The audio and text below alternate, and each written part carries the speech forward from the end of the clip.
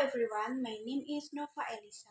Student ID 24,612,010,021 from the Managed Program third semester at STIA Gentiaras.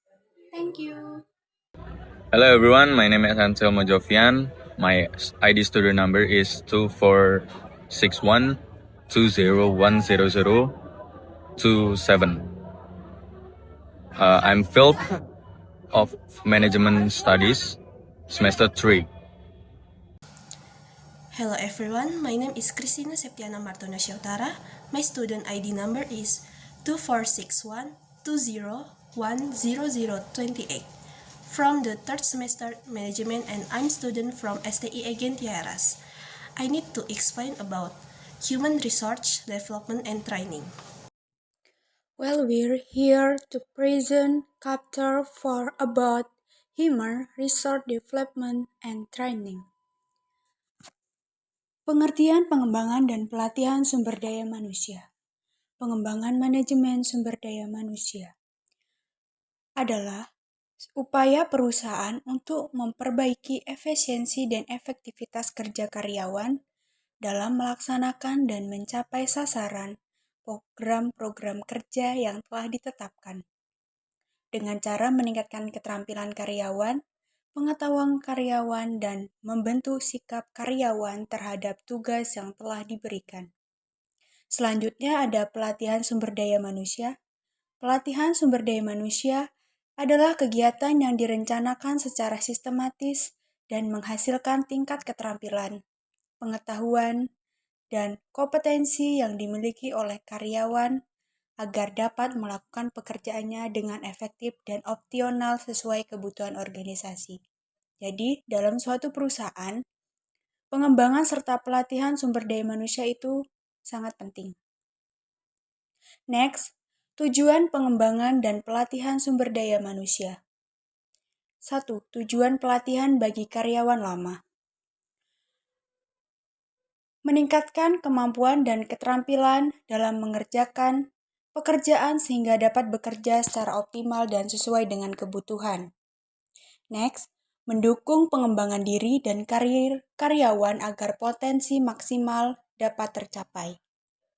Next, meningkatkan komunikasi, kerjasama, dan inovasi di lingkungan kerja, serta mengurangi biaya operasional akibat adanya kesalahan yang dilakukan oleh karyawan dalam melakukan pekerjaannya. Jika kita sudah menguasai, maka semua pekerjaan akan dilakukan dengan benar.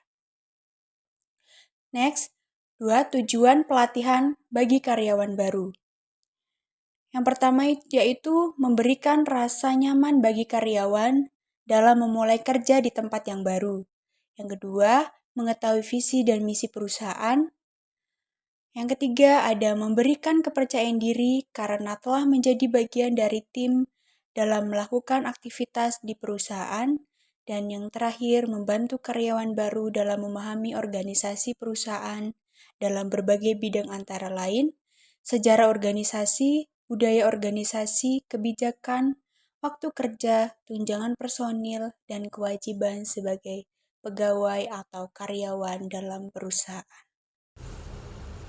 Proses dan metode pengembangan dan pelatihan sumber daya manusia. Proses dalam melakukan pelatihan dan pengembangan, yaitu yang pertama, melakukan analisa apakah kebutuhan yang diperlukan oleh karyawan, baik karyawan lama maupun karyawan baru. Yang kedua, membuat rencana secara keseluruhan dalam melakukan pelatihan dan pengembangan. Yang ketiga, menyusun kebutuhan materi atau aktivitas bagi karyawan. Yang keempat, mengimplementasikan pengembangan dan pelatihan kepada karyawan. Yang kelima, melakukan evaluasi atas pelaksanaan pelatihan dan pengembangan yang telah dilakukan. Yang keenam, evaluasi efektivitas pengembangan dan pelatihan sumber daya manusia. Metode dalam program pengembangan dan pelatihan menurut Dassler. Yang pertama ada on-the-job training. Pelatihan diberikan kepada karyawan pegawai senior, memberikan contoh cara mengerjakan pekerjaan, dan pegawai baru memperhatikannya.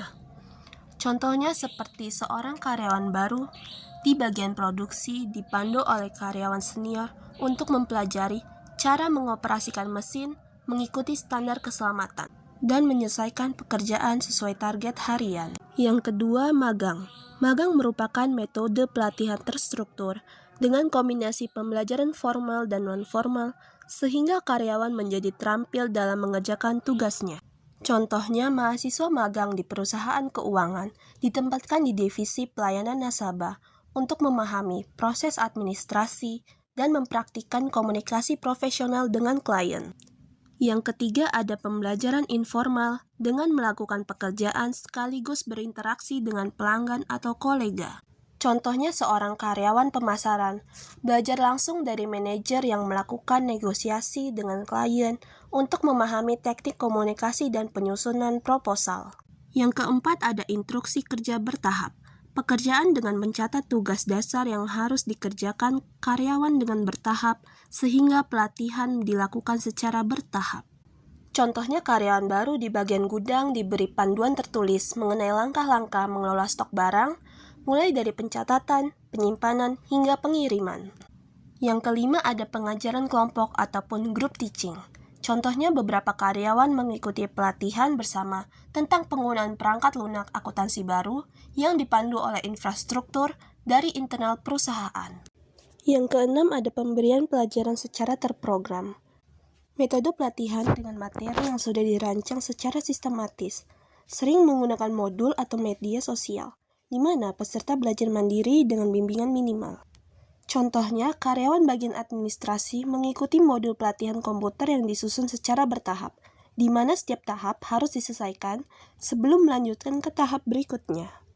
Yang ketujuh ada pelatihan audiovisual. Metode pelatihan yang menggunakan media seperti video, rekaman suara, ataupun presentasi visual untuk menyampaikan materi agar lebih menarik dan mudah dipahami. Yang kedelapan ada off-the-job training.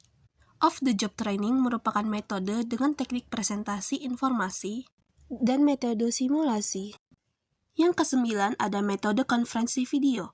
Metode konferensi video adalah metode pelatihan di mana proses pembelajaran dilakukan secara jarak jauh melalui media video seperti Zoom, Google Meet, atau platform serupa. Yang ke-10 ada pelatihan berbasis komputer, menggunakan sistem interaktif, e-learning, sehingga karyawan dapat meningkatkan kemampuan dan keterampilannya. Contohnya, karyawan HR mengikuti kursus online tentang rekrutmen digital dan manajemen kinerja menggunakan sistem pembelajaran berbasis web. Yang ke-11 ada pembelajaran berbasis internet dengan memberikan pembelajaran melalui internet, e-learning, secara online. Contohnya seperti karyawan bagian pemasaran mengikuti pelatihan penulisan konten media sosial melalui kelas virtual yang bisa diakses dari mana saja. Tantangan pengembangan dan pelatihan sumber daya manusia. Pengembangan dan pelatihan sumber daya manusia menghadapi tantangan berupa perubahan ekonomi, budaya, dan teknologi informasi. Untuk mengatasinya, organisasi perlu yang pertama, menyesuaikan strategi, budaya, sikap, dan keterampilan karyawan. Perusahaan harus memastikan strategi bisnis, budaya kerja, sikap, serta keterampilan karyawan selaras dengan perkembangan zaman agar tetap kompetitif. Yang kedua, melakukan konsolidasi agar kebijakan didukung seluruh karyawan.